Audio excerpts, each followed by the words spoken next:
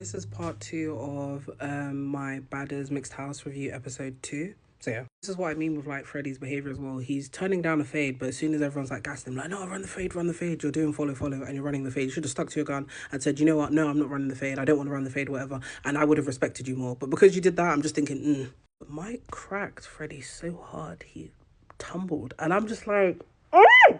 That's insane, sorry.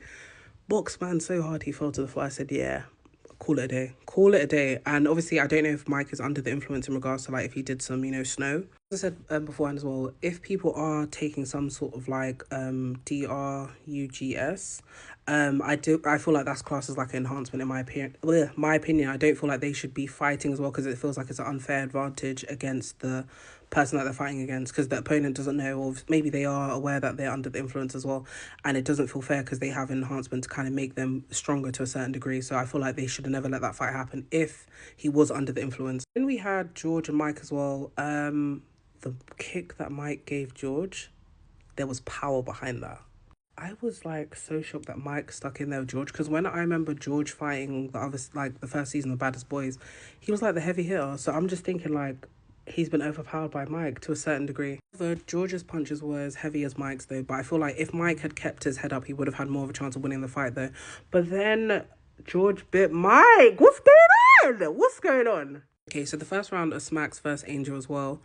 Too much grabbing in my opinion. Obviously, Angel, in my opinion, I would say she got that. The only reason I'd say that is because she was hitting her more. Like, even though she was doing, like, body punches and stuff, she was hitting more. I feel like Smacks was trying to use her weight more than anything, and that's where it was a disadvantage for her because she was so focused on grabbing, instead of maybe, like, throwing a punch or something. But whereas Angel's hands were just everywhere. She ripped out her hair, she did all this other stuff, and she was basically dominating the fight. Then when we got to round 2 as well, I feel like Smacks was too focused on, like, grabbing again, and that's where it went wrong for her. Sorry, as I was saying beforehand, Smacks using her weight isn't always going to work in her or to her advantage as well, and especially in this fight as well, it worked against her when she was too busy focused on like kind of charging at Angel. Then obviously again Angel wins the fight because Angel was hitting Smacks in the face, and Smacks was too focused on like trying to scoop her legs basically and put her on the floor. And even when she put her on the floor, she didn't dominate the fight. She scratched her, and that's why Angel ended up bleeding. At the same time, I feel like they didn't let them fight for too long either.